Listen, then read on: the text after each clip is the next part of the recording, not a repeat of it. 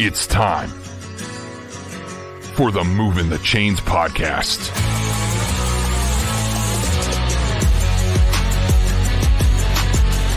Your home for high school football coverage in the Palmetto State. Every team, every game, every week. And now your hosts, Kevin Thomas and John Epps.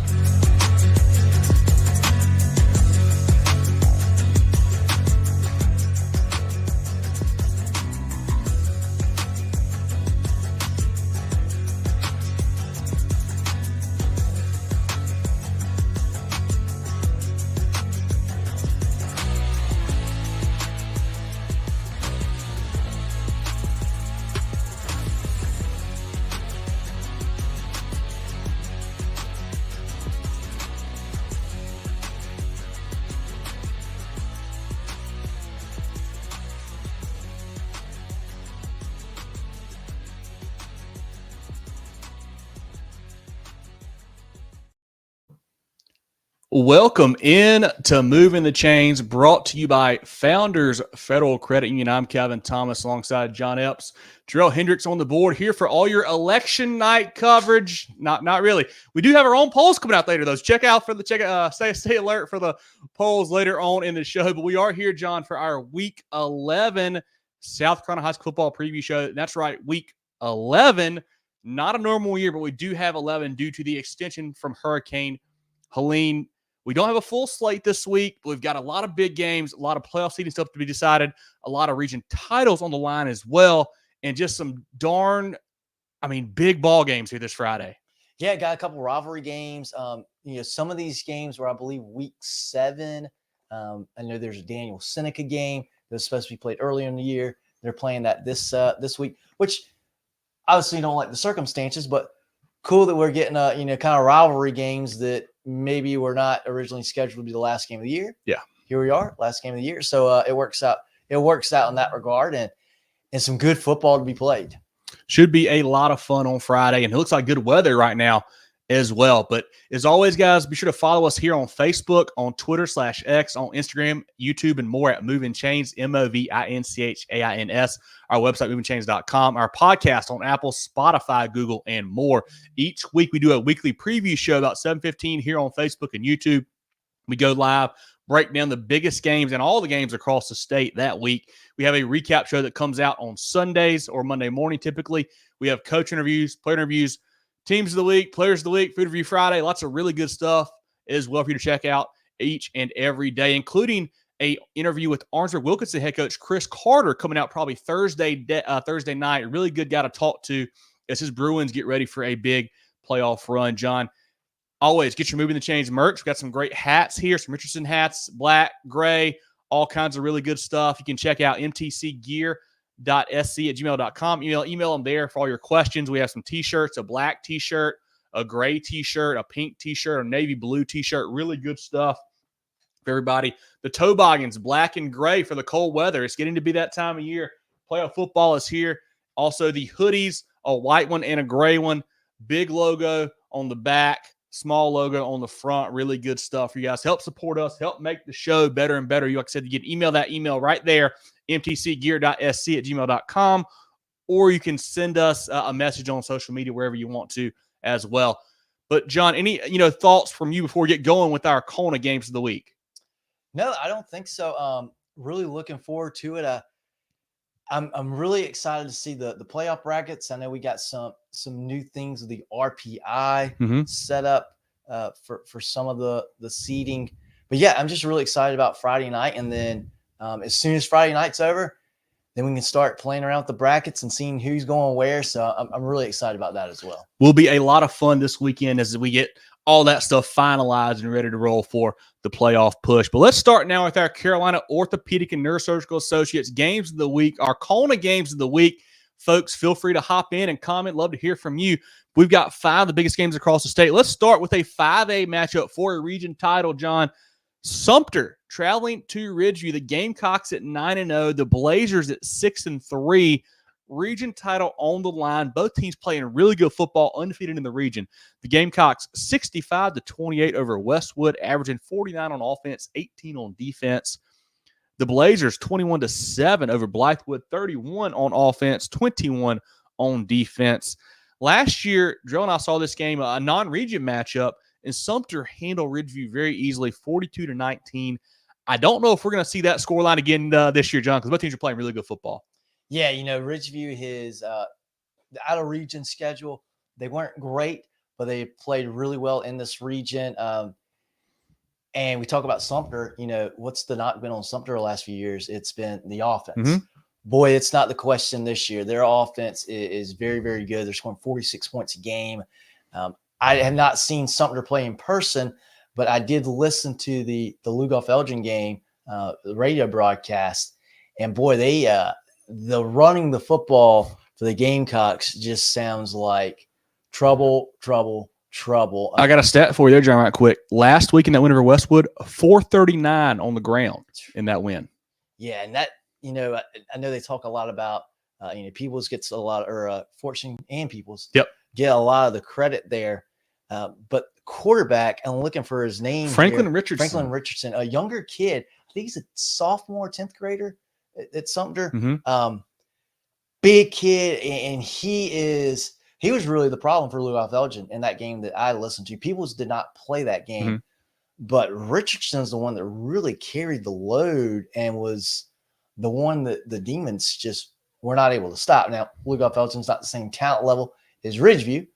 Ridgeview has a very good offense in their own right as well. Very, very dynamic group on that end of the football field. Gidron over there for Ridgeview, obviously a very coveted prospect for the Blazers. A lot of talent on the football field for this game, but I look at the resume for both of these teams, and I got to go with Sumter. The last loss that Ridgeview has is against Camden. Mm-hmm. They gave up 43 points against a Camden team that wants to run the football. Mm-hmm. They're not as going to be as big as Sumter. That Camden is good, that they're quick.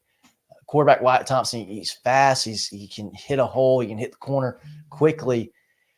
If they had trouble stopping Camden's run game, I think they're going to have a really hard time stopping Sumter. I'm not saying that any other part of Ridgeview's game is lacking in this matchup, but I think their inability to be able to stop Sumter's run game is going to give them a very, very long shot at winning this game. I see Sumter scoring 40-plus points in this matchup. Yeah, last week, quarterback Franklin Richardson had 2 touchdowns. Running back John Peoples, $120, 2 more touchdowns. You mentioned Cam Fortune, the younger brother of O'Donnell Fortune at South Carolina. Now he's a really good player for them. Receiver, the Bay kid out wide is a difference maker for them. Defensively, edge Anthony Addison, South Carolina commit. Big game last week, 7.5 tackles, 2 TFLs, and 1.5 sacks. JB Burson at linebacker, Tamaris Thompson Durant in the secondary. Those guys kind of lead that group. Sumter is always going to be big and physical. They're always good on defense, and that offense is really, really matched it this year. You mentioned it, John. John Peoples is the Sumter career rush touchdown record holder, which, is really impressive there for what he's done. On the Ridgeview side, quarterback Trey Howard, the young gunslinger, getting a lot better throughout the season. He is a kid that will be a problem the next 2 years. Running back Spencer Bobian, 18 for 125 last week. But the star of the game was Christian Jackson, 2 TD catches and a punt return touchdown, accounted for all 3 scores for the Blazers in that win. Defensively led by Cleve Tellery and Daryl Spencer, Alton as well at the linebacker spot, as a big-time player for them. But they had a lot of penalties last week. In a game like this where, you may not be the favorite if you're looking at it on paper, you can't have stuff like that to kind of get in your way and make it even tougher for you in a big-time matchup when the region title's on the line.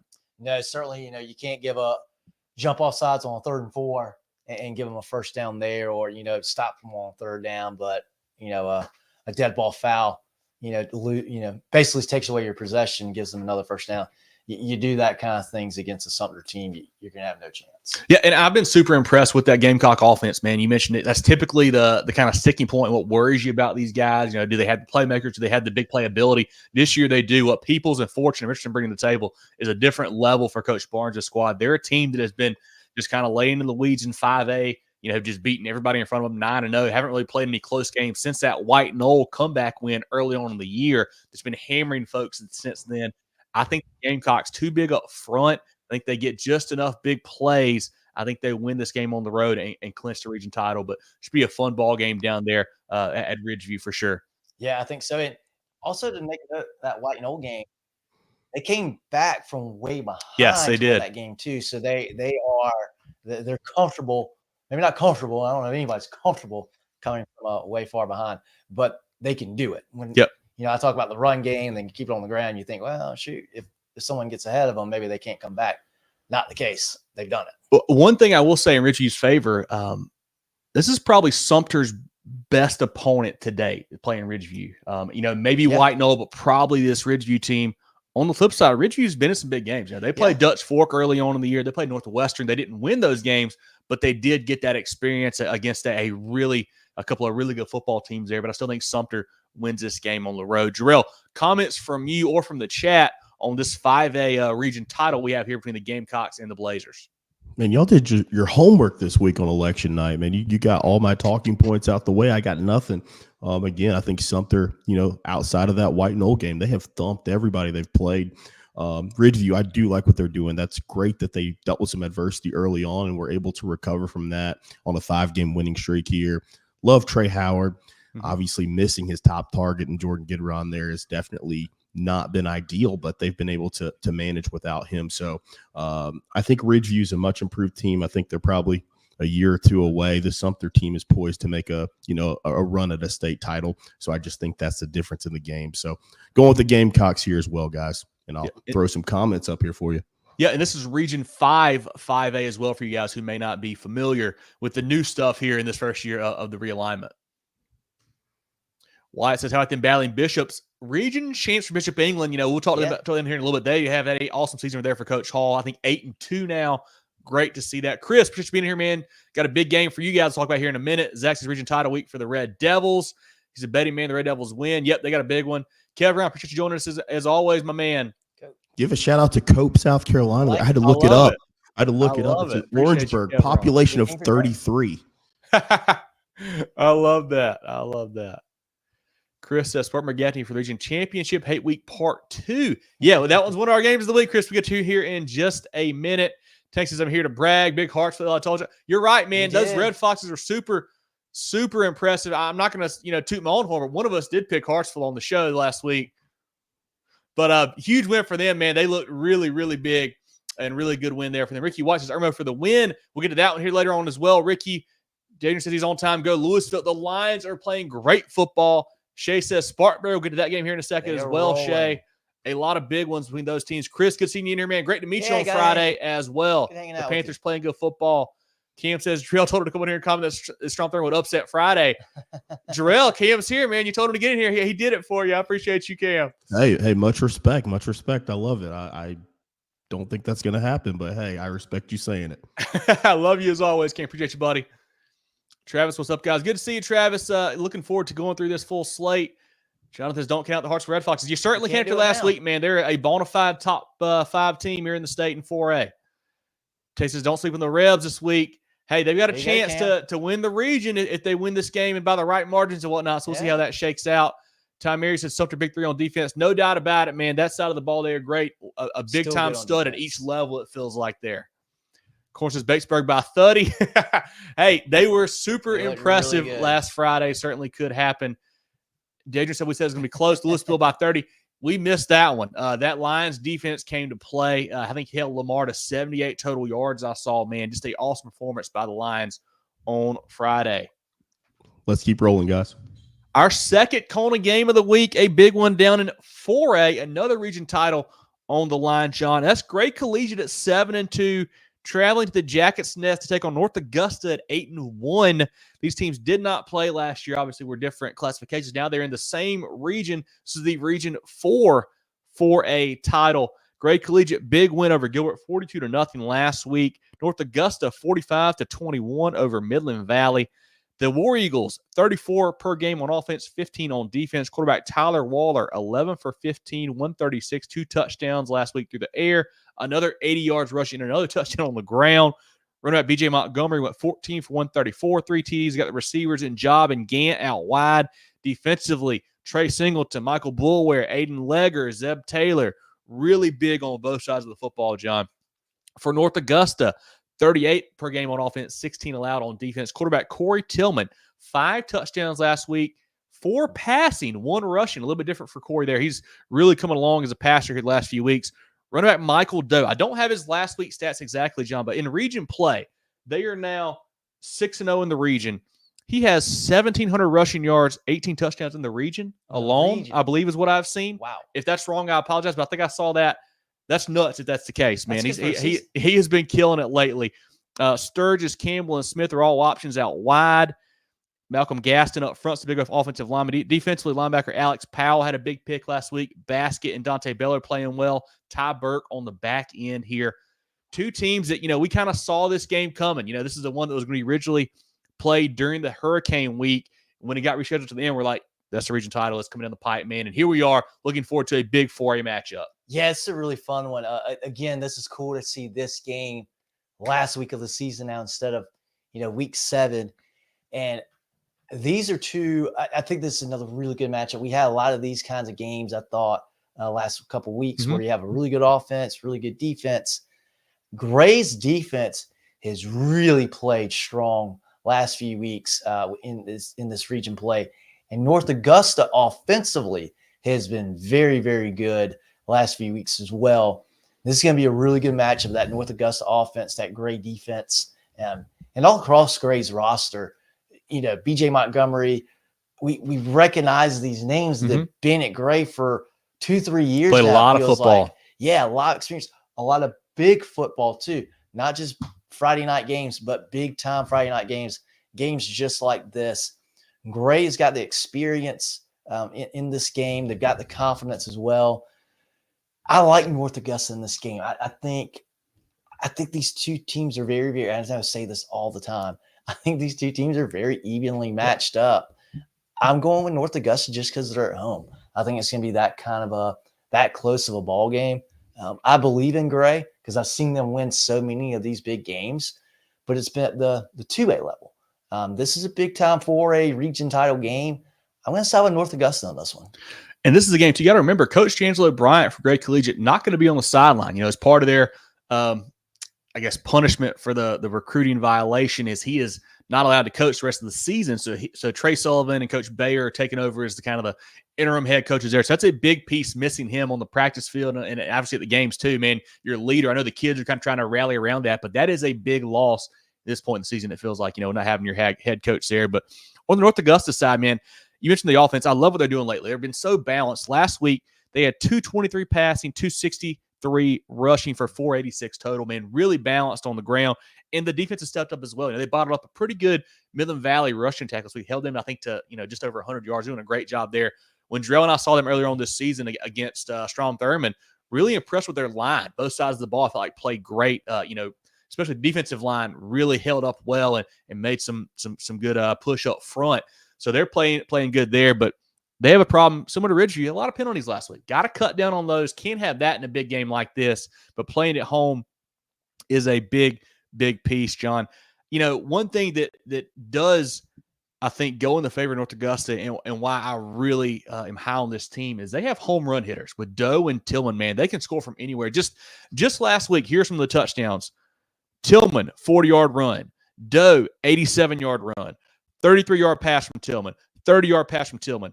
40-yard pass from Tillman. I mean, these are big plays, and that's just in one game. I just listed off, what's that, five 30-plus yard touchdowns. I mean, that is huge when you have guys like that can take it to the house every single play.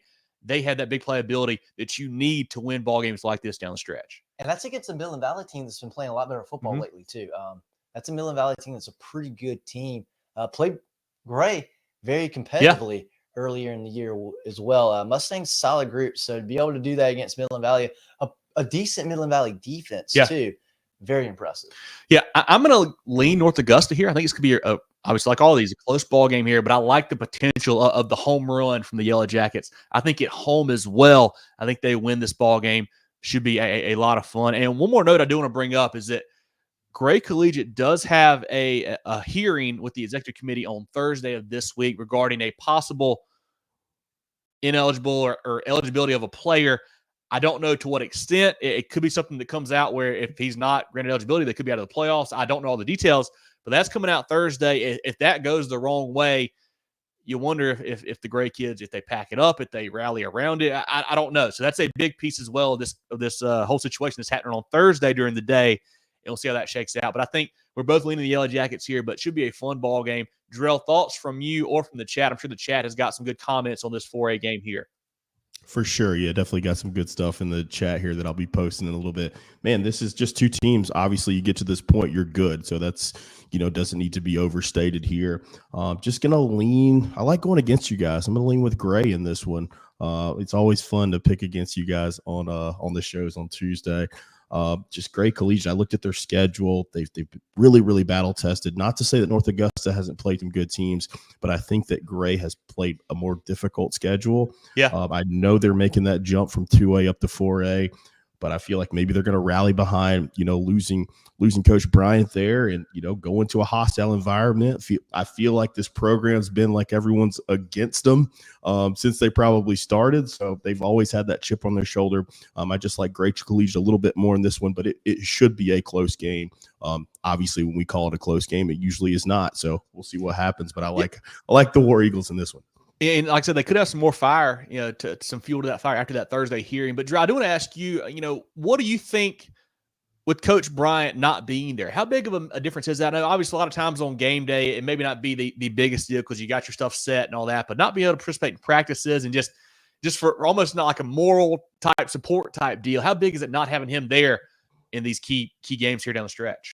I mean, I think you got to look at it as a huge disadvantage even on game day. I mean, he controls the operations from timeouts to overseeing everything, and it pulls away from your coordinators who are, having to be looking not just at their defense or just looking at their position groups and things like that and kind of pitch in everywhere else to kind of fill that void. So I think it's a distinct disadvantage. I think it's just something that maybe they can use to their advantage, as a rallying cry, but you cannot understate, the importance of your head coach, especially in a big time game against us for a region championship. No doubt. Let's see what we got from the chat here on this Region 4 for a title game. Chris is North Augusta by 7. Yeah, I can believe that. Yep. Course is by 21. Okay, Corn, I like it. Get her to pass the sticks. I hear you. Let me see if I got some more actual. We got a rest in peace, Gray. Gray by 40, says Tay. Okay. Whoa. Now that would shake up some stuff in the polls, would it not? That would be a big time if they could pull that off. Yeah, that's it on that game. We have some other things here. Someone's calling me out for picking Saluda last week. It was me. I was sleeping on Saluda. All right, Batesburg, Leesville. Sleeping on Batesburg, Leesville there. So, but yeah, I think that's all the comments on this game. Let's move to the next one, guys. Our third CONA game of the week. Man, this one always a big game, John. And it's even bigger this year with the region title on the line. That's the Spartanburg Vikings at 9-1, traveling to the reservation to take on the Gaffney Indians. Or seriously, both teams at 7-1, not 9-1. We had some missing games there due to the hurricane. So both teams at 7-1. Spartanburg and Gaffney. Last year was a thriller with Gaffney winning 19-14. Last week, the Vikings big over Riverside 56-20. Gaffney kind of a get-right game against Wade Hampton 43-0, John. These two teams, it feels like, are almost trending in the opposite directions, but yet Gaffney's still not like losing football games. It's like I feel like Spartanburg is playing really good right now, just getting better and better and better. Gaffney continues to kind of win, had the one slip up against Dorman, but they're just not playing that same level as they were earlier on in the season. Can they find it this week against the Vikings, or what do you think happens in this matchup? I've seen Gaffney play too much football and this program to play too much football to say they're going to get beat up and blown out in the game. And I don't think that's going to happen. But on paper, I think Spartanburg is going to win. And I don't know how competitive it's going to be on paper. But this is Gaffney we're talking about.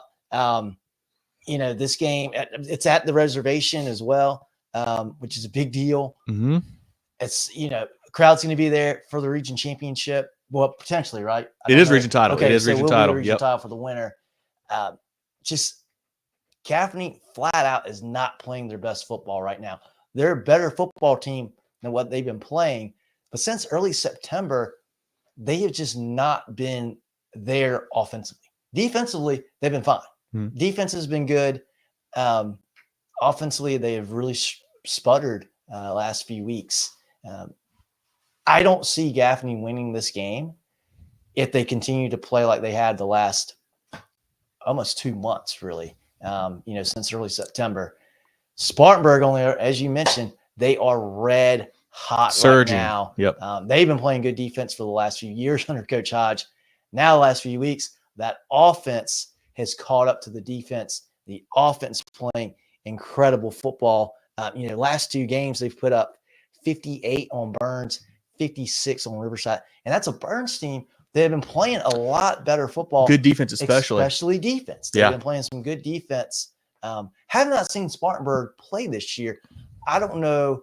I know the young man Lynch has run the ball pretty well for them, but I don't know if the last 2 weeks they have been putting the ball in the air a little bit more, if they have just been running the ball better. I'm not sure what to attribute that to, but the fact that they have been playing so good offensively, Gaffney been sputtering, it's just a perfect storm right now for the Indians. I think Spartanburg wins this game. I think they win by 2 or 3 scores. For the Vikings, 37 on offense, 14 on defense on the year. Quarterback Trey Burke has really grown up. You mentioned Trenton Lynch last week. Had 4 rushing touchdowns. They had 7 total rush touchdowns last week. So all their scores were on the ground. You've got Rice and Choice out wide. Backup running backs. You got Sutton and Logan there. The offensive line is really good, really deep. Have played well all season long. Defensively, led by the linebackers, Cam Rich Smith and Peyton Jones. I think Smith is a Shrine Bowler. I believe Jones is a north-south guy. Some really good guys there in the middle. Defensive lineman Corey Cheeks is a good player, along with Quincy Haywood. On the Gaffney side, 31 on offense, 14 on defense. Quarterback Javon Gilmore, kind of a bounce-back game last week, 13 for 22, 17, 3 touchdowns. A big piece for them. Jaden McDowell is back at running back. Got kind of his feet wet last week, just kind of got a couple carries, couple catches here. But I'd expect him to kind of lean heavily on him this week in this matchup. Receivers, Jamarcus Smith, man, he is an absolute playmaker. I call him a receiver. I should probably call him an athlete, man. He has been special this year. Listen to this, John. He's got 4 games with over 100 receiving yards, 2 games over 100 rush yards, and he scored a touchdown in every game this season. So he's getting it done. Awesome. Also in the return game, he's had a couple big returns for them. He is awesome all over the field for the Indians there. Offensive lineman Shed Surratt, the Carolina commit, the Mr. Football finalist. Also getting some work in at defensive line lately, playing well there for them. Linebacker Andrew Roop is a monster in the middle. Defensive lineman Josh Corey is good. I love Zion Ratchford on the back end, along with Isaiah Foster Boyd. I think a key thing for Gaffney in this game, John, it's key for every game. You can't turn it over. And that's been a bit of their problem sometimes. They get a big fumble when they don't need it, or throw a pick when they don't need it. They can't have that happen against a good Spartanburg team like this, because those Vikings, man, they are playing such good football right now. I think for the key for me, I think that Gaffney defense is really good. They're doing a good job of kind of bottling up that Spartanburg run game.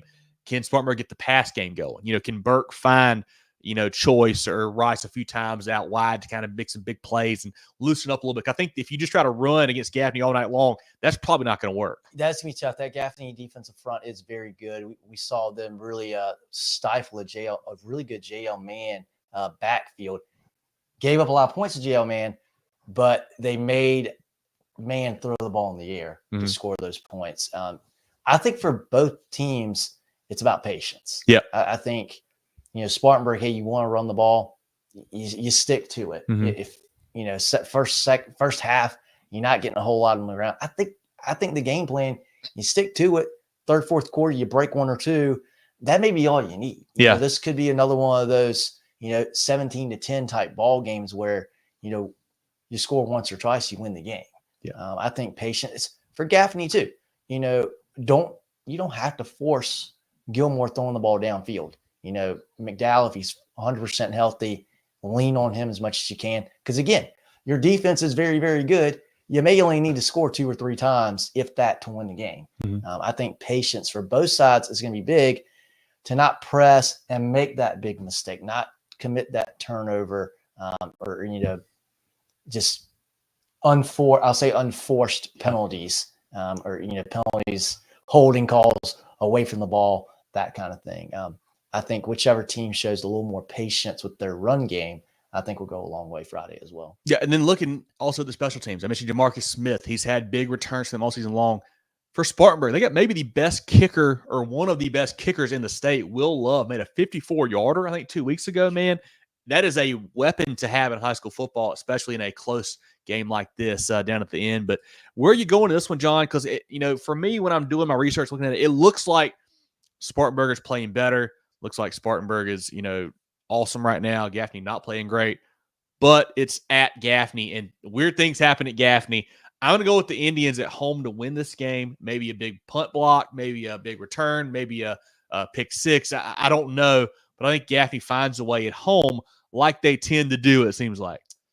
That Dorman game was at home as well. That's 3 weeks ago. Don't care anymore.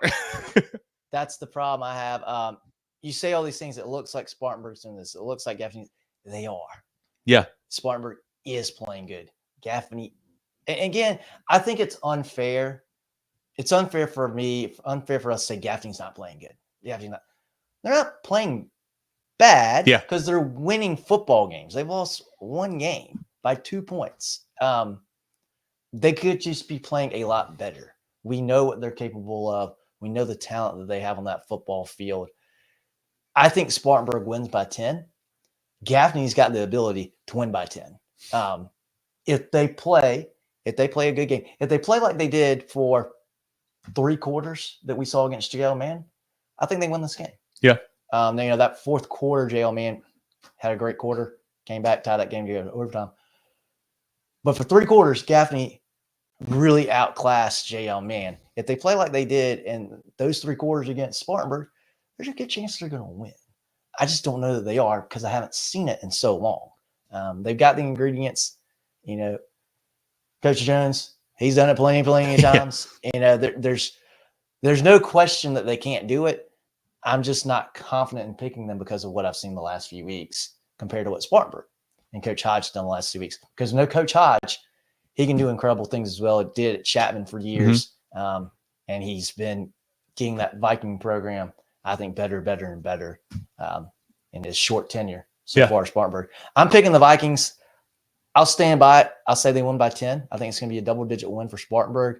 I'm looking at like a 28-17 kind of. I was going to say, it does feel more low-scoring for sure, I think, than what we might see some other ball games. But, Jerel, thoughts from you or the chat on this one here? John and I are on different sides. I don't feel great about it. I don't either. But that's where we are. I'm worried.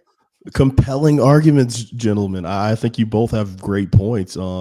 If this was anybody other than Gaffney and how they're playing right now, I would say, Spartanburg's going to win this game by, 30 points, something like that. Just because Gaffney has played with fire all year, but they're playing at home.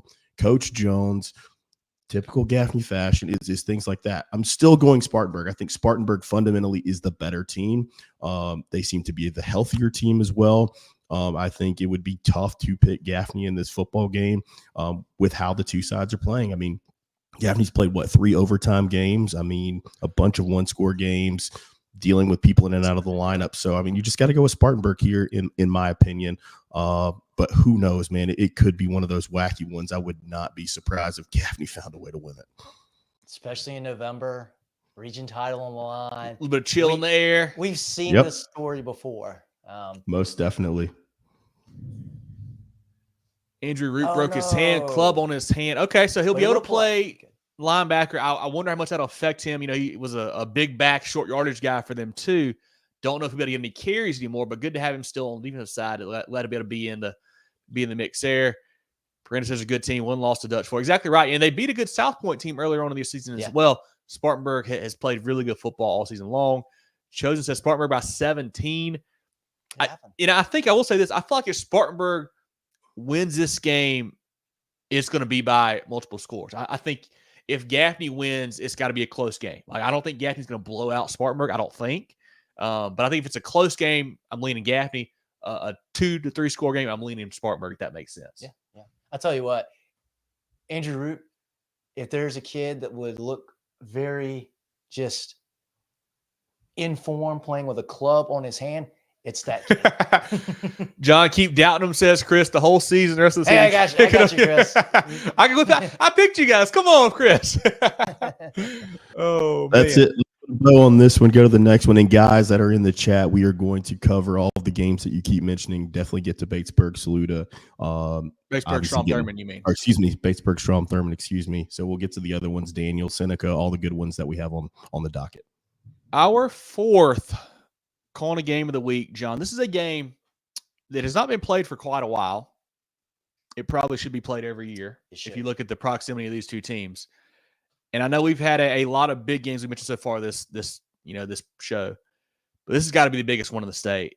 And that's 9-0 Irmo, the Yellow Jackets, traveling across town to take on Dutch Fork, the Silver Foxes, at 8-0. Both teams undefeated. Region title on the line.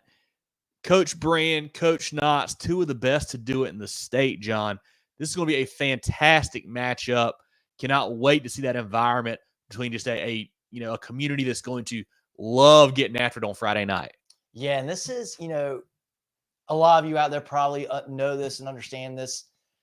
Irmo is a very historic program, has been a really, really good program for a long time. I grew up watching George Rogers' son playing state championship game at Williams-Brice for Irmo. They've had some really good teams, very, very storied group. It's the first time in a while Irmo has been really good again. They were solid last year. Very good last year, too. Level. Yep. Really good this year at the 5A level. Really exciting for that Irmo community, that Irmo high school community, which was the high school in Irmo until Dutch Fork came along.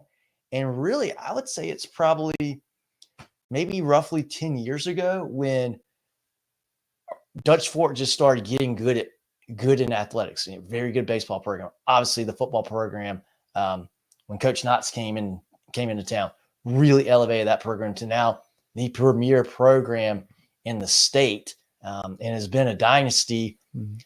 I think probably the biggest dynasty since we've seen the Burns dynasty, early 2000s. Yeah. Obviously, Abbeville is too. Is going to have a word I think with in that. five yeah, A for level, sure, for sure. This is a really cool storyline for Irmo. This city championship, really cool stuff, really good teams. I want and I sound like someone's grandmother going to a big game. I hope both teams have fun and play well. I want to see a competitive game. I hope we see a competitive game.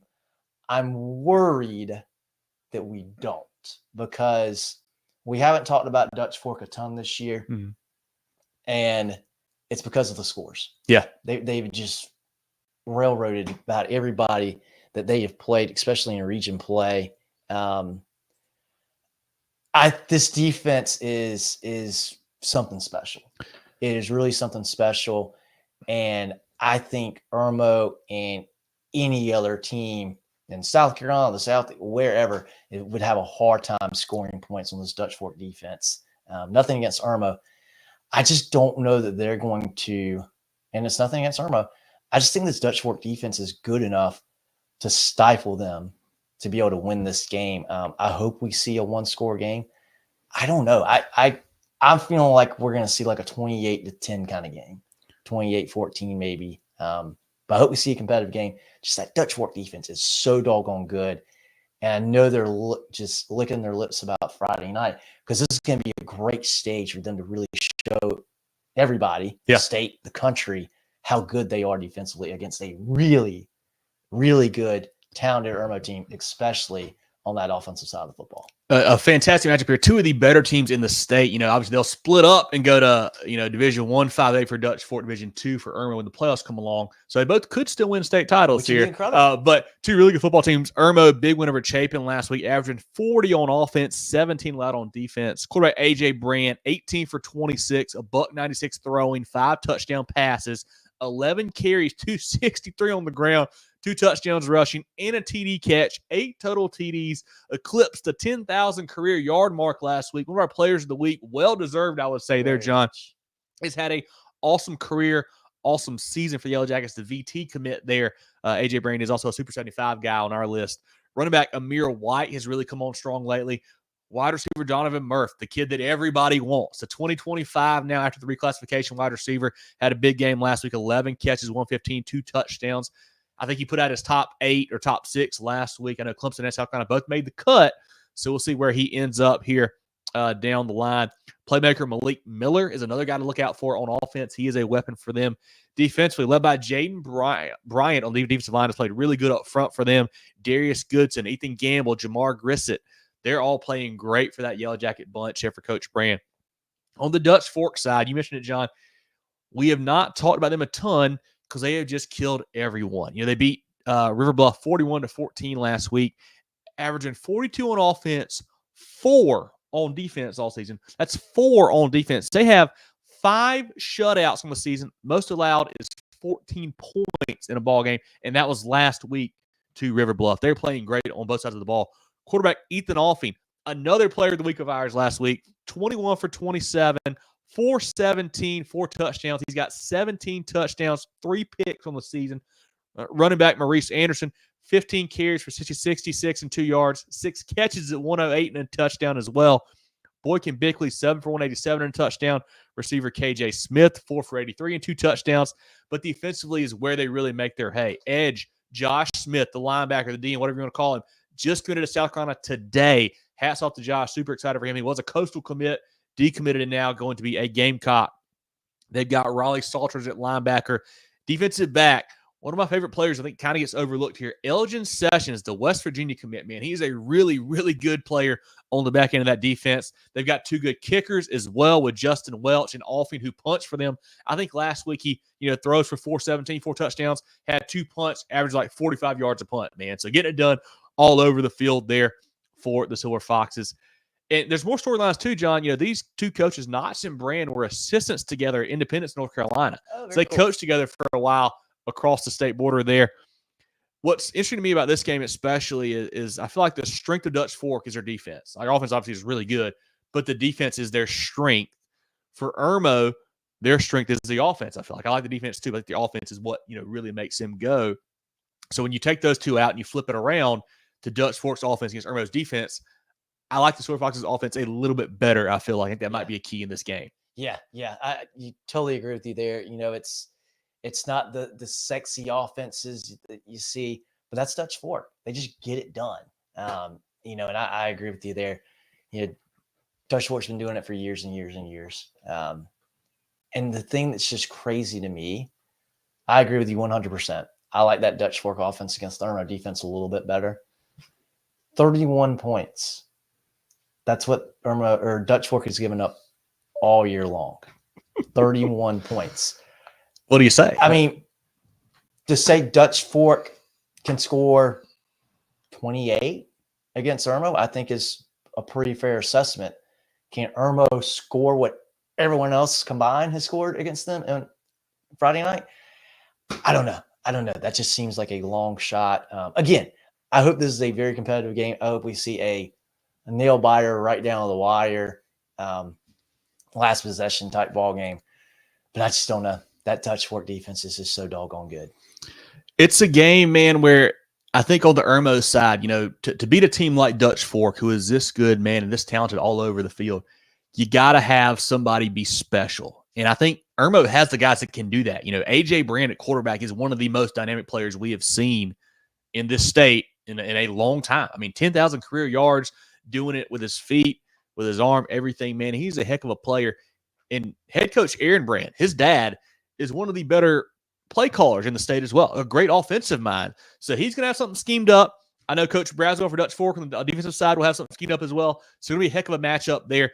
Another thing to look out for, I mentioned the names already. You probably get the best receiver in the state against the best DB in the state with Murph and Sessions going at each other. I don't know how many times we matched up one-on-one, but that will be fun to watch if you do get some of those. But I agree with you, John. I mean, nothing against Irmo at all. I think they're a very good football team. They got a really good chance to win a state title this year. Yeah.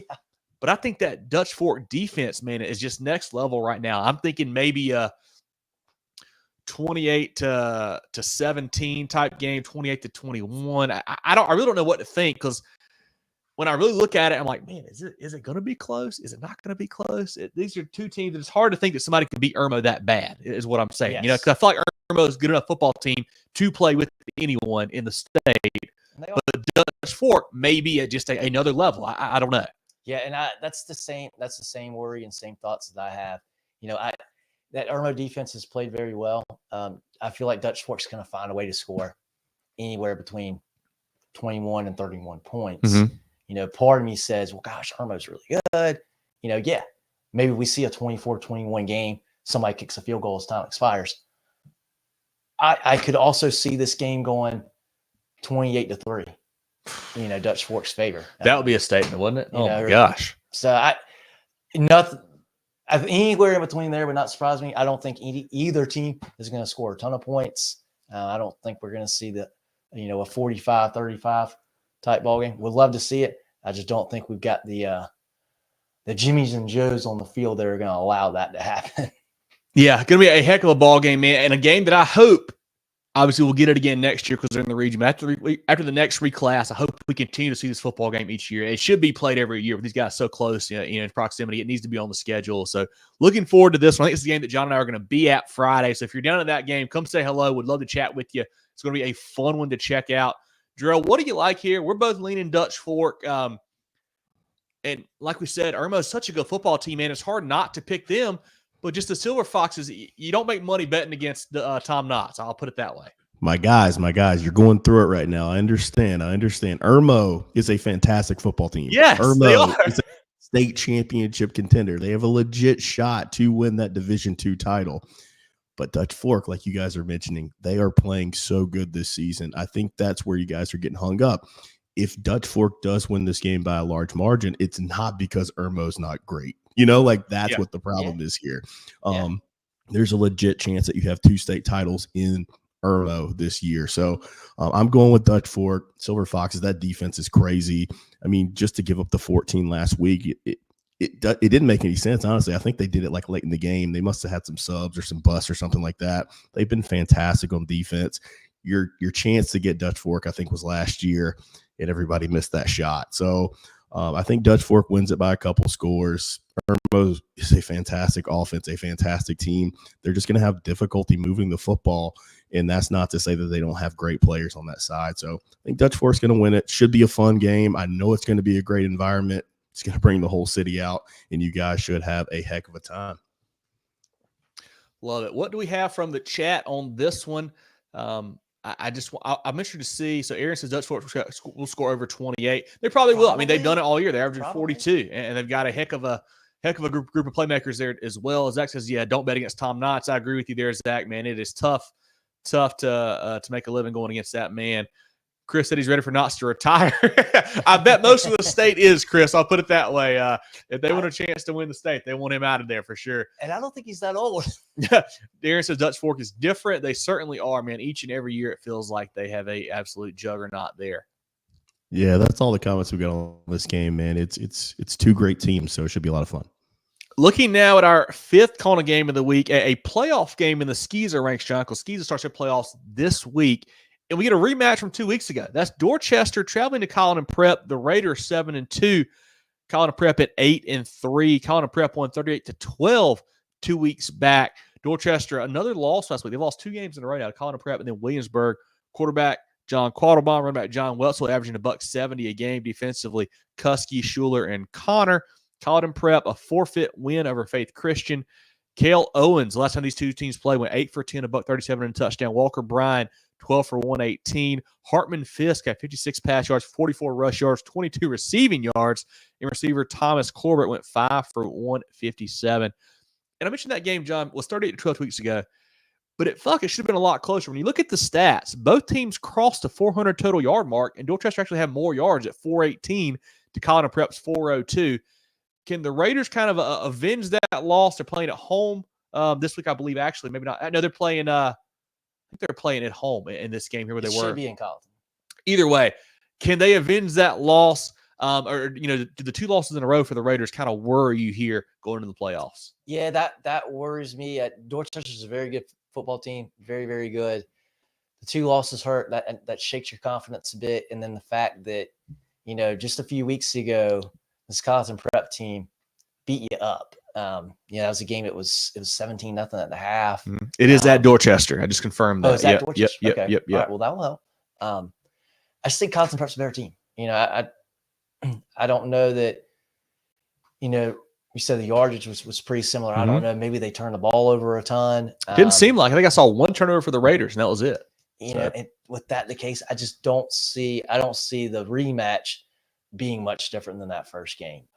It might be a little bit closer, but I think Colleton Prep still wins this game. Yeah, I think the Raiders, obviously, Wetzel is what makes them go. If he has a big game again, they can beat anybody. But I think just Cale Owens, that group, the Colleton Prep's playing great football. I think they win again at home.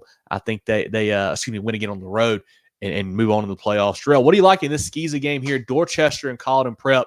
An odd thing, you see a rematch this quickly, but that's what you get sometimes in some of these classes in SCISA.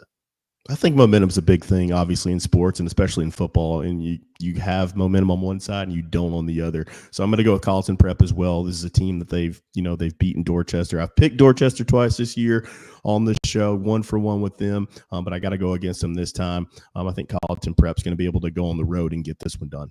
Coach Nelson at Dorchester, there's a lot of state title experience over at Holly Hill, so he knows how to get these guys ready for the playoffs. Could be a difference maker there in this matchup. Once again, our CONA games of the week. We've got Sumter at Ridgeview, Gray Collegiate at North Augusta, Spartanburg at Gaffney, Irmo at Dutch Fork, and then Colleton Prep at Dorchester. This game, these games are all big.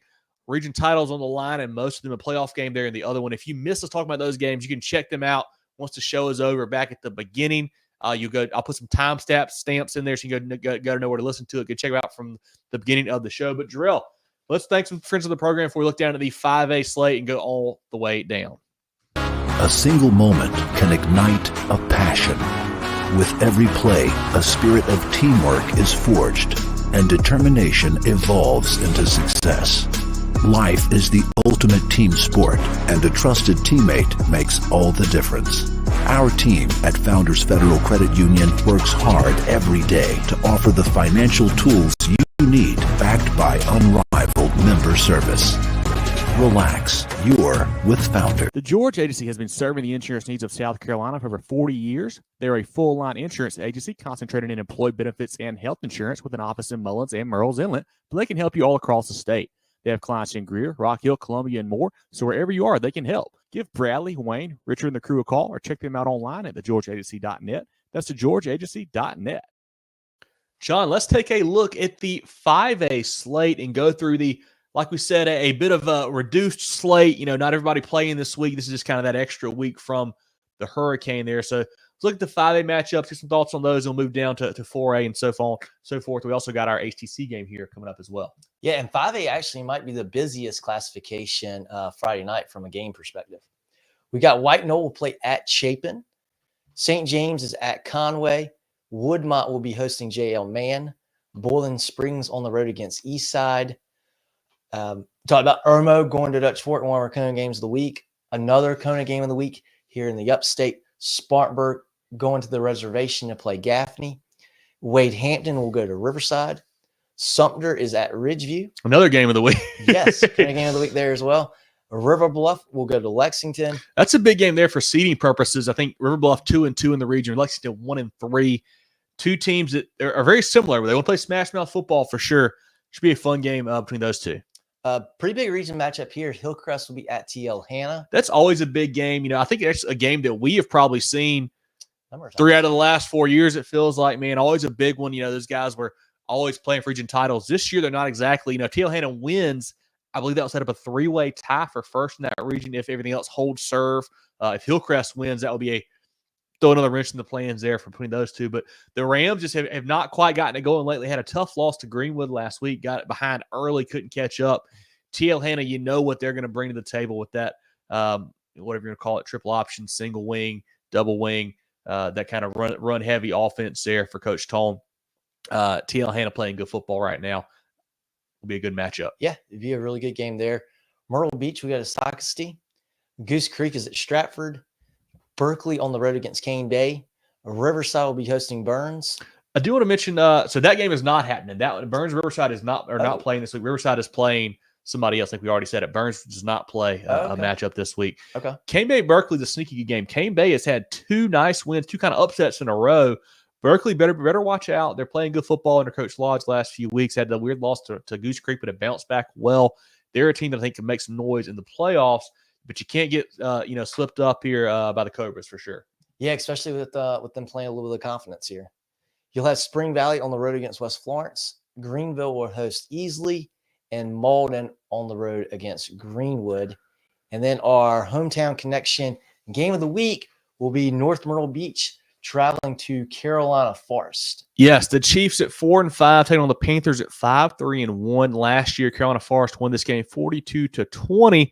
But once again, our HTC Hometown Connection game of the week. If North Myrtle Beach wins, it would set up a 3-way tie with them, Carolina Forest, and Myrtle Beach for the region title. If Carolina Forest wins, they clinch the region title. So a lot on the line here in this one. The Chiefs, a tough loss last week to Myrtle Beach, 21-6. Quarterback Landon Connor did not have his best game, threw 4 picks in that loss. Receiver Caden Gore is a weapon. Drew Prince did run for $190 and a touchdown. He's averaging 120 per game on the ground. Defensively led by Lamonte Smith, Will McNeely, and Tanner Patilla. Carolina Forest blanked Conway 42-0. Jaron Fox has been a former player of the week. He's had a huge season on the ground. They ran for 300+ as a team last week. Man, they're getting it done for Coach Morris. Quarterback Patrick Mullen, receiver Nicholas Zinconi. That offense, I mentioned for Coach Morris, it's the same every year. They want to spread you out. They want to go no huddle, hurry up, and they want to run the ball. So really fun to watch what he does there. Defensively led by Charles McCray, a defense that held Conway to 137 of total offense last week.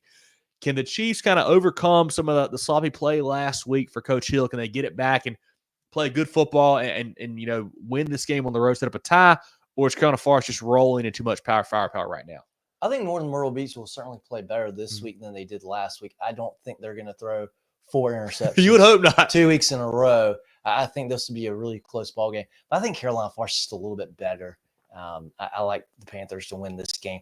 But I think it's going to be a pretty close game. I know North Myrtle Beach wishes they could get last week back and get another shot at the Seahawks. But I think this will be a close competitive game. North Myrtle Beach, good program this year. I think Carolina Forest got a little bit of an edge. You mentioned that loss for the Chiefs, 21-6. 4 of those picks, 2 of them were pick sixes. So that was really what decided the game last week between those two. So they cleaned that up. I think they got a real chance here, But they have struggled to stop the run a little bit. And with Fox and Morris there for the Panthers, they want to run it, and that is not a team you want to struggle to stop the run against. I think Carolina Forest too much firepower. I think they win this game. A team that is really surging here in region play. I think the Panthers win this one in our HTC Hometown Connection game. Jerel, what do you think about this one down there in the Horry County area? I thank our friends for HTC for putting a spotlight on this game this week, but I don't think it's going to be close. Carolina Forest, give me that rushing attack. Shout out to Jaron Fox, man. He went crazy a couple weeks ago, one of our players of the week. But I think Carolina Forest is peaking at the right time. You see how they dismantled, that that Myrtle Beach defense a couple weeks ago. I know North Myrtle Beach is tough on that side, but I don't think they're going to be able to keep up in this one because they won't be able to score enough. So give me Carolina Forest in this one. Yeah, HTC, this is Live Connect with once again our HTC Hometown Connection game of the week. Each week we'll have a game from the Horry, Georgetown, or Marion County areas. If you're in those areas, check them out for all your needs. They do a great job on the internet side there for you guys. Once again, our HTC Hometown Connection game, North Myrtle Beach at Carolina Forest. Any other comments from the chat on 5A, Jerel, or should we move on down to the 4A ranks? Let's jump down to 4A. Yeah, so a lot of football or a lot of days of football here for 4A. We've got a game tomorrow night. Aiken will be hosting Gilbert. I do want to say we did some research in the car ride on Friday, and Jerel, Aiken has a 24 games. 24 game losing streak, I believe longest in the state right now. It's got to be up there. I don't know if they're getting over it this week. We'll put it that way. I don't think so. I think they're going to have to wait until next year to crack that one. Now their friends, South Aiken, they'll play Thursday night. They'll play host to Airport. And then on Friday night, we've got a handful of games here. Number 1 team in the state, 4A, Westside will be hosting Southside. Man, that offense is impressive. And we turned on that Wren game last Friday while we were at the Saluda Baseball Leesville game right before half. We're like, we'll check the score. It's like 35-21 late the first half. Like, this is a full game's worth of points right here, man. They can light it up. They did have some problems defensively stopping Ren. Ren put up some points there, but that offense with Woods and Bomar and Weaver and Richardson, Evans, I mean, just name. They're too good right now offensively. They can just outscore everyone, it feels like. Yeah, they'll be fun to watch in the playoffs as well. Bluffton will be hosting Hilton Head Island. A big region matchup there. This region has been clinched by Bishop England, I guess, due to the tiebreaker. But currently we have 3 teams with 1 loss, including both of these 2 teams here. So the winner of that will get the 2nd seed. Loser will get the 3rd seed. But obviously 4A going to that RPI, so we'll see how that shakes out. But certainly a big playoff seeding game there. Yes, for sure. Blue Ridge will go to Pendleton.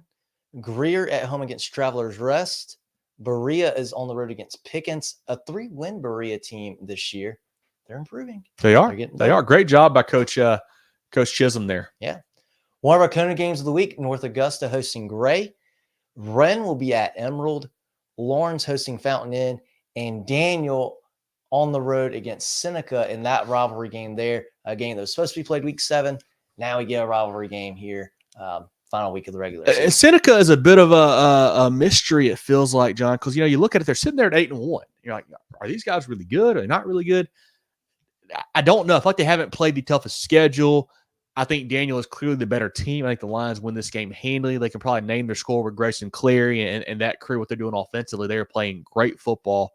But I'm sure to see, what Seneca can do. They keep it competitive. I don't know what they've got. We'd love to see what the Bobcats have. If they're a team that we should look out for in the playoffs or not, I just really don't know. Travis says Daniel by 14. I was thinking maybe 20, 21, maybe more. I don't know. That Daniel team is playing so good right now, Travis. It's hard to pick against them, man. They are rolling. And Seneca, like I said, just has not been tested, it feels like, this season, really. Yeah. They're a good team, but they're not as good as what their record indicates because of their schedule. Chris is more 40. Yeah, more I would probably correct. say between those 2 numbers, maybe. I'm thinking probably like a 30-point win. I'm seeing like a 42-7, 42-14 kind of game. I don't think it's very competitive. I would like for it to be. We'd love for it to be more. Love for it to be closer. Love to see both sides have a good time. But I think Daniel's going to have most fun in this one. Any comments on 4A Jerel from you or from the chat? No more chat comments. I'm getting slow on comments here, so we'll see if something filters through, I'll post it. Looking at the 3A ranks now, John. Yeah, just a handful of games here in 3A. All these games will be on Friday. St. Joseph's will be hosting Christ Church. Fun rivalry there and a big game for the region as well. I believe the winner of that will get the 2 seed. Loser will get the 3 seed there. Christ Church seems to be playing a little bit better. Had a nice win over Southside Christian last week. St. Joe's fell to Powdersville, giving the Patriots that region title. I think both teams are teams you may have to look out for in 3A upstate playoffs. They can both win a game or 2, it feels like. That's a big game to see who gets a home game in that first round at least. Yeah, BHP and Mountain View get a lot of the press for 3A upper state. But these teams cannot be overlooked when we come playoff time. Upper state 3A playoffs could be pretty fun. These 2 teams should be a really good game Friday night as well. Walhalla will be hosting Crescent. Carolina goes to Palmetto. And Powdersville is hosting Southside Christian. Union hosting Mountain View. Broome on the road against Woodruff. Pendleton hosting Blue Ridge. And Silver Bluff will play host to Newberry. Quick on Pendleton, Blue Ridge. Blue Ridge got a running back. KB Henderson has a huge season so far. You can check him out if you have not. See what he's doing there. He's doing a great job for that squad. And then Newberry, Silver Bluff. That's a game that if you'd have told me the East goes for the region title, I'd have said no way. Silver Bluff hadn't won a game. But all of a sudden now they are in the mix. They're 2-1. They've won a couple games now to get a 2-7. Newberry 3-0 in the region. Like I said, the winner wins the region here. A Newberry team that has made the move now to Caldwell full-time at quarterback. Has played really well, an electric playmaker for them. It's allowed Satterwhite to really focus on that linebacker spot on defense. They got Jamel Howes, of course, is the Carolina commit, is a big weapon for him out wide. But, Silver Bluff, they're always tough this time of year. They got some big kids, some physical kids. They're getting better, obviously. I think it started out 0-6 and have won 2 in a row, I believe it was. 0-7 and won 2 in a row, I think, for Silver Bluff there. So you're certainly getting better. But I still think Newberry, Coach Jeter, and the boys, I think they get a win here. I think they're playing really good football and peaking hopefully at the right time. Yeah, I think so. And this has turned into a really fun region for playoff time. Because, I mean, you talk about Keenan and Swansea both have pretty good years too.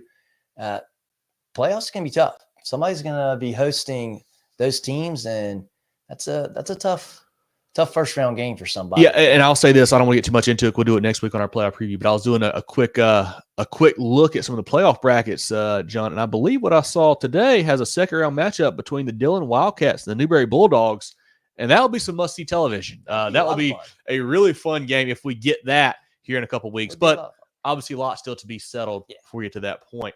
Anything else, Jerel, on 3A, or do we have more games in 3A? That is it. Chris said MVP by 90. Dirk's Powders are looking up. They're 6 games in a champs. row they've won, man. They're playing great, getting it done. You know what I like about Powdersville too is for the last couple of years, John and Jerel, they've been kind of snake bit. It felt like they have not won the close games really when they needed to. If something goes against them late, and they have a 2-point conversion they don't convert, or a big turnover or whatever. But lately, they've won some close games. That game last week was a 1-score game, could have easily gone the other way. They are finding ways to get it done and kind of flip that narrative. I like what Powdersville's doing. Coach Mustard has those guys playing really good football. Yeah, and a great time too. You're about to trigger the Daniel Fate fan base by saying that Powdersville's been snake bit. They had the last 2 years that they used all their good juju. They used all their good juju 3 years ago to win that. Yeah, Zach, exactly right. Woodruff, Upper State 3A playoffs too, is going to be a heck of a team to watch. A tough out for anyone, no doubt about it. I believe Newberry will be in yes, Newberry goes to Lower State. Very interesting to see how that region flips down, because you think of Newberry as more of an Upper State team. But yeah, they will be flipping down to Lower State this playoff season for these next two classifications. Chris says, explain the RPI. Well, a lot goes into it. Only 4A and 5A are using it. Nobody else is. And I believe it's based off of your win-loss record, your opponent's win-loss record, and also the win-loss record of their opponents as well. There's a lot of pieces that go into it. The official one, I think, is not actually the Max Preps one. There's one, I think, on the athletic director's site that is the official one. But they're just using it in 4A and 5A this year. And basically, instead of saying, predetermined brackets where Region 1 is going to play Region 3 and vice versa, this will basically just say the one team is going to play the 16 team or whatever it's going to be. So we're not going to have preset brackets. It's going to be all dependent on that RPI and how it turns out. So a lot of different pieces go into it. But it'll be interesting to see how that shakes out. I don't know if I like it or not yet. Hard to say, but that's kind of how they're going to use it. Chris, if you're familiar with college baseball or college basketball, very similar type situation where they're going to use a mathematical formula to determine seeding. So something like that. How they account for different classifications in that, I have no idea. Yeah, I just great question. Great do. question. Great Maybe question. Seems like and Nathan, I was just looking out for you. Kevin said it. I did not. I just said the last couple of years. I didn't say 3 years ago. An expensive lunch. I didn't say 3 years ago. But yeah, Jerel, let's shout out some friends of the program if we look down to the 2A slate next. At HTC, we're here to keep you connected. Here to provide reliable fiber optic internet with free, fast, and secure HTC Smart Wi-Fi. HTC, here to connect.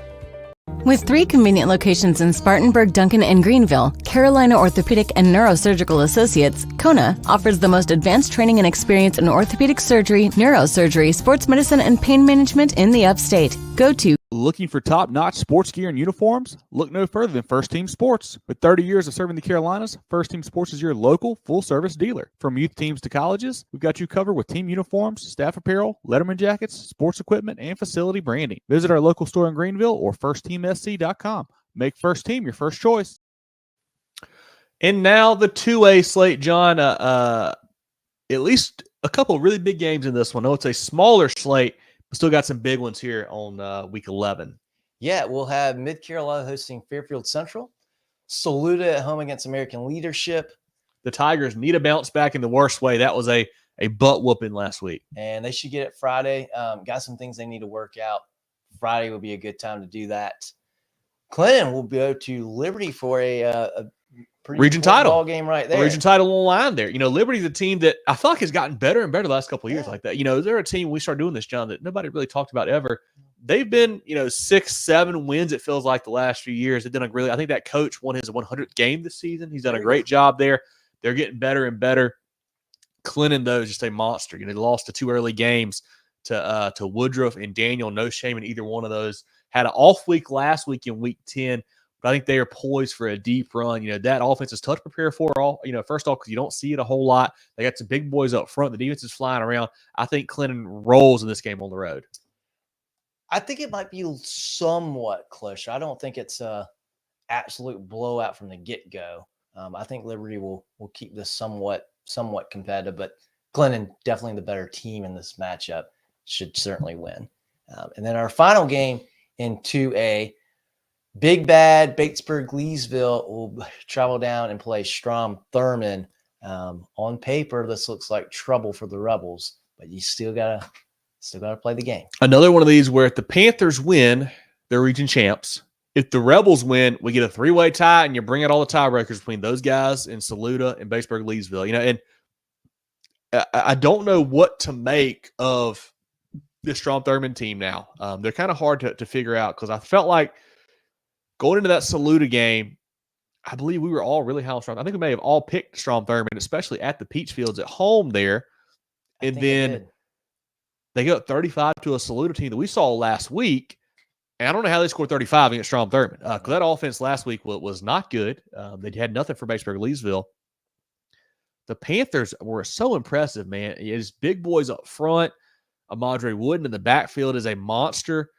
Quarterback Tanner Watkins is now the all-time pass touchdown leader, or maybe just career touchdown leader for the Panthers. You got Katie Witt, Jamarius Clark outside, some really good playmakers. Guys on defense as well, John Sawyer, Witt playing both ways. You got Clarence Springs there. I think he had a pick as well. Man, Coach Lawson's bunch is playing great football. Strom-Thurmond, that loss to Saluda just really scares me. I know I saw him lose to North Augusta earlier on in the year, playing a bigger team. Okay, they kept it close. I wasn't super worried about it.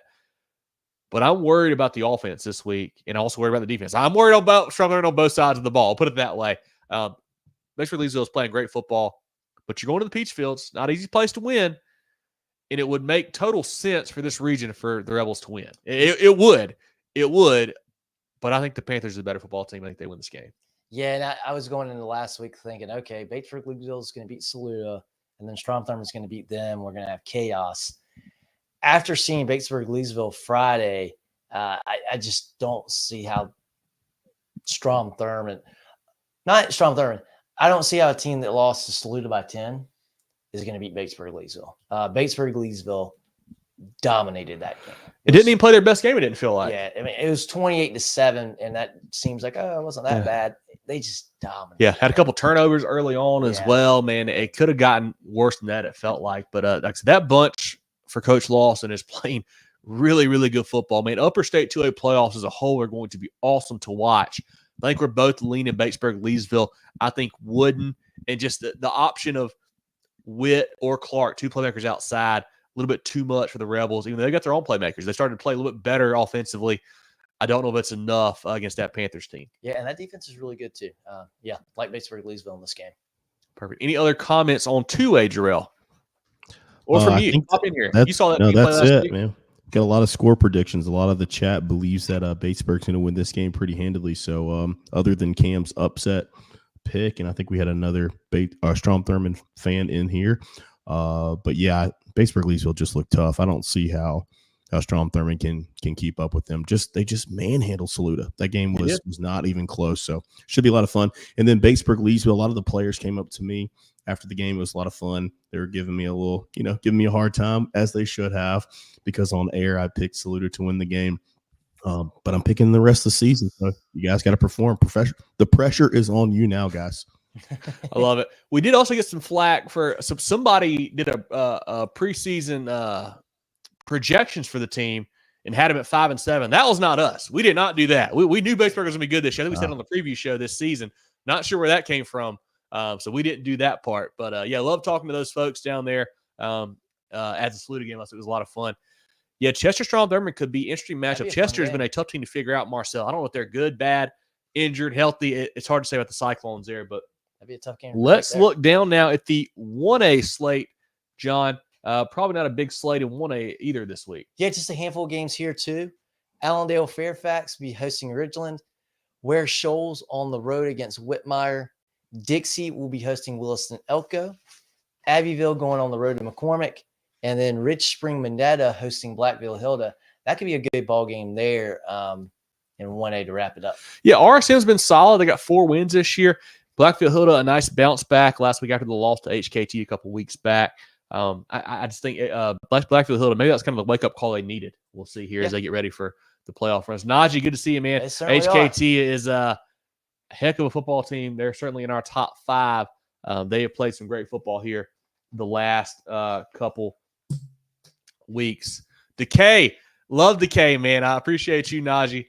You boys are playing good football, man. Enjoy watching the Trojans here lately and can't wait to see what you do once the playoffs roll around.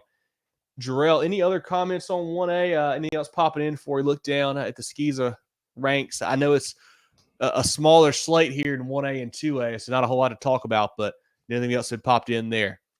Marshall says Decay. I love it. Let me see. JD's asking me about hot dog updates. I mean, it's still Hartsville #1 all time. You know, obviously PD slid in there. This season rankings, I'll just have to look through it. I'll probably do a postseason hot dog ranking for you once I go say through this the video. season, for me, #1 is PD. PD was really good 2 weeks ago. Wren was very good, I felt like, as well. That was a good hot dog earlier on in the season. I'm not sure I have to think about after that. But good one at Clinton. Had a good one at Clinton. I remember that one. Yep. That was very solid. So we'll do a rankings there. My chicken bog at Loris has been my favorite so far. And then everybody's picking Abbeville to win 1A already. We're not even to the playoffs yet. Man, they're playing great, man. They are playing great football. Looking now at the SCISA slate, and guys, SCISA playoffs start this week as well. So these are win or go home type matchups. You got Florence Christian at Hilton Head Christian, Trinity at Pinewood Prep, Orangeburg Prep at Bethesda, Hilton Head Prep at Calhoun, Cardinal Newman at Hammond, Spartanburg Christian at PD. The Golden Eagles start their run to a state title this week. I think they are playing good football. Lawrence Span at Northwood, First Baptist Northside Christian, Ben Lippin at Augusta Christian. These teams played last week. Augusta Christian won, and now they match up again. I think this time we flip it. I think Ben Lippin with KJ Dupree and Brandon Mary get a win in this matchup. Newberry, Richard Wynn, Patrick Henry at Williamsburg, St. John's at Greenwood Christian. Our game of the week, Colleton Prep at Dorchester, Wardlaw at Holly Hill. A really good 8-man game here. Wardlaw's got 2 losses, both to Richard Wynn. Holly Hill, 2 losses, both to JDA. So these are probably, I would say, honestly, the 3rd and 4th best team in 8-man football. They matched up here in the first round. Should be a fun game there. We got Lee traveling to Thomas Hayward, Heathwood Hall at Porter Goud, John Paul at Wilson Hall, Carolina at Beaufort, King at JDA, Cross at Lawrence, Hilton Head Prep at Calhoun. I said that earlier, sorry about that. And then Kings at JDA as well. Any other comments, Jerel, before we shout out some friends of the program? We do not. That's Home Services. How can we make you smile today? Home Services. For electrical or plumbing, cooling too. Go, go, go, Preferred. Ready to find your home field advantage? At Founders Federal Credit Union, we offer competitive rates to tackle buying a dream home with ease. Our team will coach you through every step. Plus, we never charge private mortgage insurance. Don't fumble your chance at home ownership. Start your journey with Founders. Visit foundersfcu.com/mortgage today. Terms and conditions apply. Member qualification required. Equal housing lender. Institution NMLS. Identifier number 41064. Our Pick'em contest presented by Hannah Engineering. We've got one more week, John. Week 11 is coming up. We got a tight race here, but let's look first at the Week 10 results. Lots of high scores. 11 spot from Michael. Lots of 10s. Peyton, Jaron, David, Coach T, Big O. Bunch of 9s. Brad, Bradley, Cam, Chris, Dale, DJ, Jamie, Jeffrey, Quentin, Ryan, Tank, Corey, and Tyler. Jerel led us with a 10, John with a 9, me with an 8.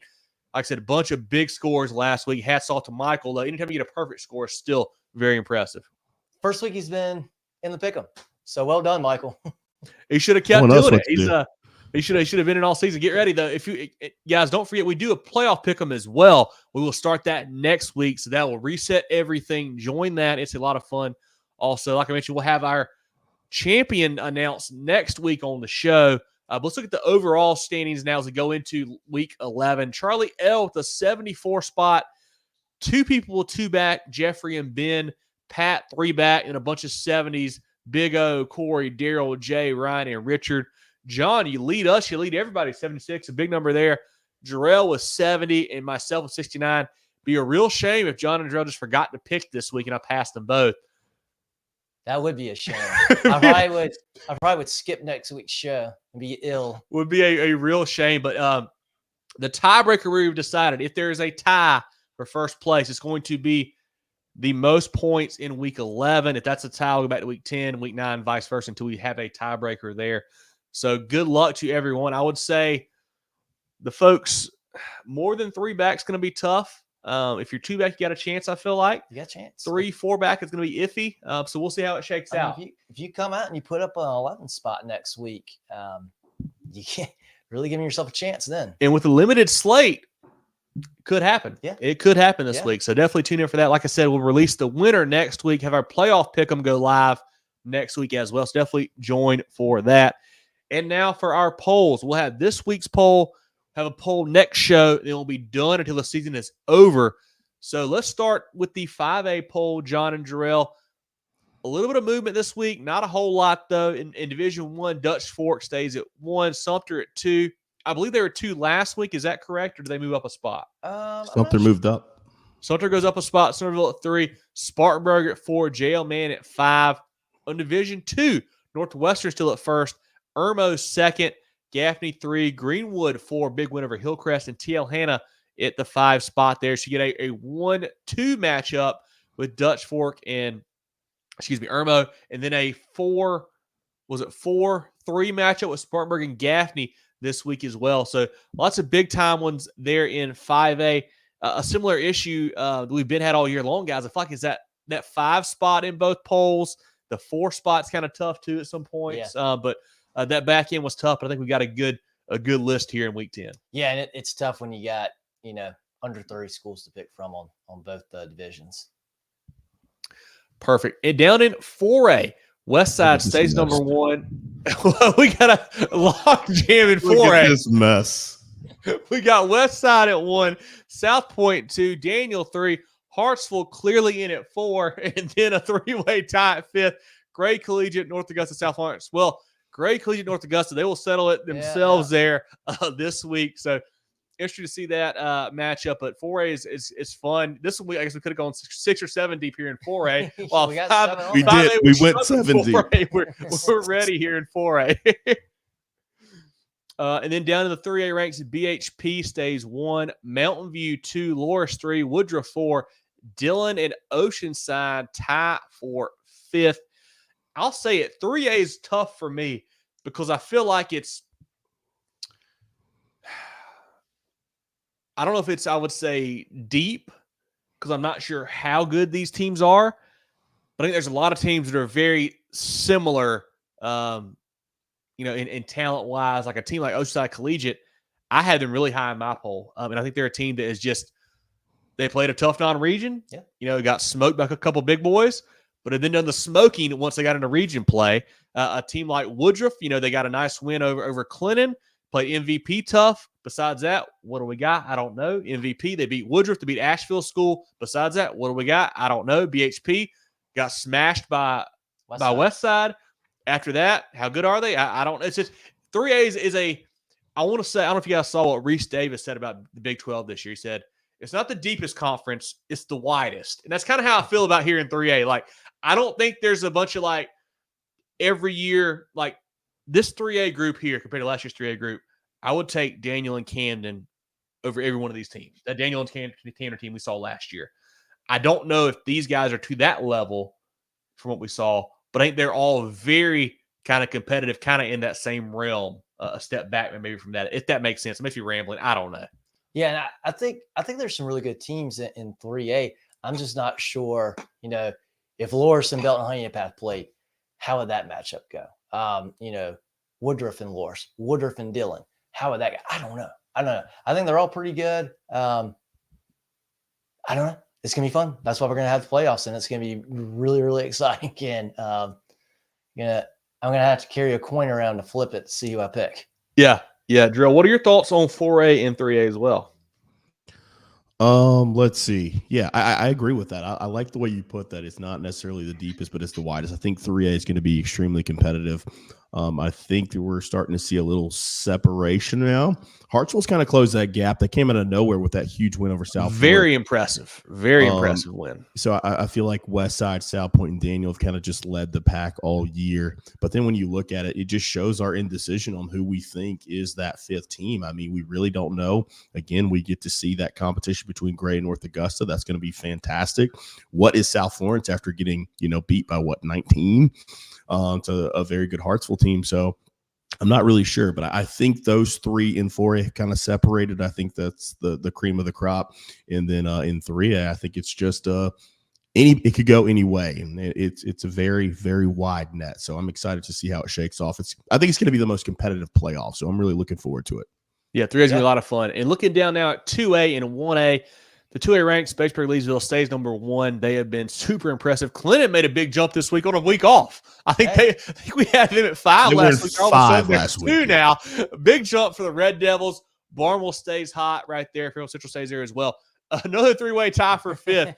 Jerel, Manning, Philip Simmons, 3 teams that I think are all very good. But I think we just don't know how good they are. Manning's 8-1. I think, and just we haven't talked about them a whole lot. Philip Simmons similar, Jerel similar, got beat up early playing good football now. Will be interesting to see the lower state 2A playoffs, especially. I mean, both sides will be great in 2A, I feel like, but interesting there. And then in 1A, Abbeville stays number 1, Louisville still 2, Bamberg Earhart number 3, HKT 4, Lakeview 5, Cross getting a vote as well. 2 more tough ones for me there, guys. A lot of indecision on that 5 spot in 2A, and then 1A, I kind of worried 3 through 5, really what I wanted to do. I wasn't really sure how I felt about mixing and matching those boys behind Abbeville and Louisville. Yeah. And this, again, I think 2A is going to be an incredible playoffs to watch. Yes. And I think 1A as well. I think all 3 of us are obviously looking at the poll. We feel very strongly about who's number 1 in both of those. But after that, man, roll some dice, because I think there's a lot of teams that could stake a claim to be in that 2 spot. And hey, if you're 2, you got to crack at number 1. So it's going to be fun. It's going to be a lot of fun. I will say a lot of our polls are very similar. I know it doesn't look like it this week, but the one that has been consistently different is 2A all year. I feel like we've all had different teams in different areas because I think we think there's a lot of good teams. We just don't know how good, and we all have a different opinion of how good they are. I think Saluda kind of blew this week up, and I think Clinton benefited the most by that, because you had Saluda and kind of Thurman drop out the last couple of weeks. So that's why it kind of looks the way it does now in 2A. But it was a lot of fun, actually compiling those this week, because it shows the indecision and, how good a lot of these teams are. For sure. Want to shout out our teams of the week. The Hartsville Red Foxes, that big win over South Florence. Started them, earlier in the show, man. Super impressive what they did offensively, putting up, I think it was 50 plus. Obviously, had a kick return from Demarion Coe, a pick 6 from Demarion Coe. I mean, that kid is electric. I sent you guys the highlights, I think, for the pick 6 and the kick return. Just nuts what he's doing there on that side of the ball. I think he's a James Madison commit, but he could play for my team any day of the week, man. He is a heck of a player there for the Red Foxes. Also, Louisville, the Lions, just hammered Lamar. Held them to 78 yards. I think no offensive touchdowns there. A Lamar team that was scorching hot. Louisville playing great football right now for Coach Usher. And then Greenwood, the big win over Hillcrest, jumped out to an early lead, have a real chance to tie for first in that region. Not sure how the tiebreaker is going to work out, but they'll be right there getting a good seed in the playoffs. Our teams of the week brought to you by Preferred Home Services. Then our players league, I mentioned a couple guys earlier. A.J. Brandon, Irmo, 8 touchdowns. Ethan Alfing, Dutch Fort, 400-plus yards. Grayson Clary at Daniel, more TDs than incompletions last week. I think 5-4. And then Aiden Benavian at Oceanside, 360-plus, 6 touchdowns. Got an offer from Georgia Southern today. Love to see that for Aiden. Very He's had a nice. great season. Our Players of the Week brought to you by the Georgia HTC. As always, guys, send us those stats each and every week on email, on social media, whatever you want to do. Even if we don't pick them to win, we're going to say them on the recap show, and we're going to put them in our blog that comes out. So send us those stats. We'll pick our winners, and we'll put those guys, give them some shine however we can. Check us out on Facebook, Twitter/X, Instagram, YouTube, and more at Movin Chains, MOVINCHAINS. Our podcast on Apple, Spotify, Google, and more. Our website, movinchains.com. We do a live preview show about 7:15 on Tuesdays on Facebook and YouTube. We'll have round one playoff preview show next Tuesday. Tune in for that. We'll have our recap show come out on Sunday. We've got a great interview with Coach Chris Carter from Orangeburg Wilkinson coming out probably Thursday. He was great to talk to. Just a sneak peek, John. He coached Mike Williams at Lake Marion. Very cool. And played with Jerel Owens at UT Chattanooga. No kidding. So a really cool guy to talk to. That'll come out probably Thursday. The Bruins are finishing second in their region, poised for a big playoff run there. So tune into all of our socials all week long for lots of really good stuff. Jerel, John, any final thoughts as we wrap up the last week of the regular season? Hard to believe it's here, man. I thought the season has flown by. But even with the reduced slate, a lot of big games. Before we do that, I got a couple SCISA questions I'm going to post up there for you. Yes, do that. Mitchell, thought on JDA versus Holly Hill. A 12-0 game, a game that you typically do not see a scoreline like that in 8-man football. JDA has now beat Holly Hill twice on the season. The defense played lights out, shutting out a very good Holly Hill team, with Souls there and Harmon and Gillum. That is a great win for JDA. What they're doing there with Colson Lodeholt boys. They're playing awesome football. Nazir Void as well. Love what JDA is doing. I think they're poised for a state title run. Chris asked about Spartanburg Christian, a team that they're kind of tough to judge because they play a lot of public schools up here because there's not a lot of SCISA schools around them. So it's kind of taking on the chin sometimes. They run a single wing offense, tough to prepare for, but I don't think they have the athletes to match up with PD. I think PD is the better team in this matchup. A long drive for Spartanburg, too, down to Mullins to get to that one. So I think the Golden Eagles win that game pretty handily. But Spartanburg Christian, though, with that offense, can be tough to prepare for. I still like PD to win that one. Time for final thoughts. That was it. Yeah, final thoughts from you. You got anything for us, Jerel? I'm going to echo Chris. Y'all are killing me with these polls, man. If you've seen the meme of Ben Affleck smoking the cigarette, that was me when I saw them rolling through my email this week, trying to figure out how I was going to fit all these teams on the graphics. So it's a lot of fun. But no, it's exciting. We get an extra week of football, so I'm excited about that as we prepare for the playoffs. It's going to be interesting to see as we do our playoff preview, how are these teams going to adjust that did not get to play this week, especially in the lower part of the state? Were they able to use their time wisely and be effective? Were they able to get healthy? Will they have the advantage or will it be a disadvantage? It's going to be fun to monitor that as we go through the week one playoff slate. Yeah, and like I mentioned earlier, John and I should be at Dutch Fork Irmo on Friday. If you're there, say hello. Love to see you. I know at the Irmo game earlier this year, I got to meet Jesse Bryant, a couple other folks. So certainly say hey to us. Love to see you. Love to chat and talk some ball with you. Be a lot of fun. I want to shout out some friends from Batesburg, Leesville, and Strong Thurman last week. Chris Smith and Quentin we got to meet. Coach Lawson, Coach Young, obviously. Lots of other great folks there. I believe Primo James was there for Saluda. Got to see him. Who else we saw? Coach Campbell. Great talking to him. Our buddy Cam and Curtis. A ton of other, Chris Smith, ton of other video and photo guys we got to meet and doing it with the Purpose podcast. Talk to those guys, big Batesburg Leesville guys there as well. Enjoyed seeing them. So if you're at the game this week, come say hello to us. Love to talk to you guys and talk some ball. But final thoughts from you, John, here on week 11. Yeah, I just want to echo that incredible atmosphere against Saluda last Friday. And I tell you what, I'm glad. I'm kind of glad I'm not a player this week, and I'm really glad I'm not a coach, because as cool as this week is, and it's big games we got, I'd be lying to you. I'm looking forward to the end of the games Friday and seeing the brackets come out. I would be looking so far ahead of whatever game I would be coaching or playing in this week to be looking ahead to see how the playoffs are going to match up. And then, I'll probably be up all night Friday night playing around with the brackets and looking through possible matchups there. Yeah, going to be a great week, man. Looking forward to seeing those come out and seeing, typically round one's a little bit slow. This year, maybe not. We'll see. But it should be a lot of fun. Tune in next Tuesday for our preview show. Break that down all the round one matchups, and also probably get some state title predictions, et cetera, on that. Will be a lot of fun. Looking forward to it. Should be good weather. It feels like I've not been to a game at Dutch Fork before, so interested to get down there to their stadium, see their facility, see the crowd. Man, I'm looking forward to it. It should be. I heard low ticket alert already today between those two. I mean, it should be. This is literally a crosstown matchup. Can't wait for that one. Can't wait to see some folks, and can't wait to check some scores. These other big games too. It's a really big week here across the state. But Moving the Chains is always brought to you by Founders Federal Credit Union. For Jerel, Hendricks, and John Epps, I'm Kevin Thomas. This has been our Week 11 South Carolina High School Football Preview Show. We'll catch you guys next week.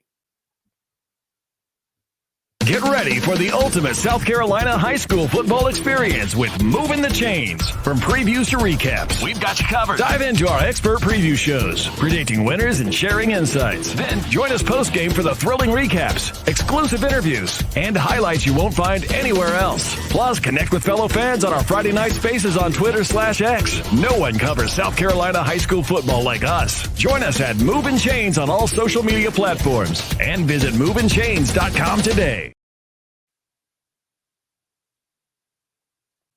What's this?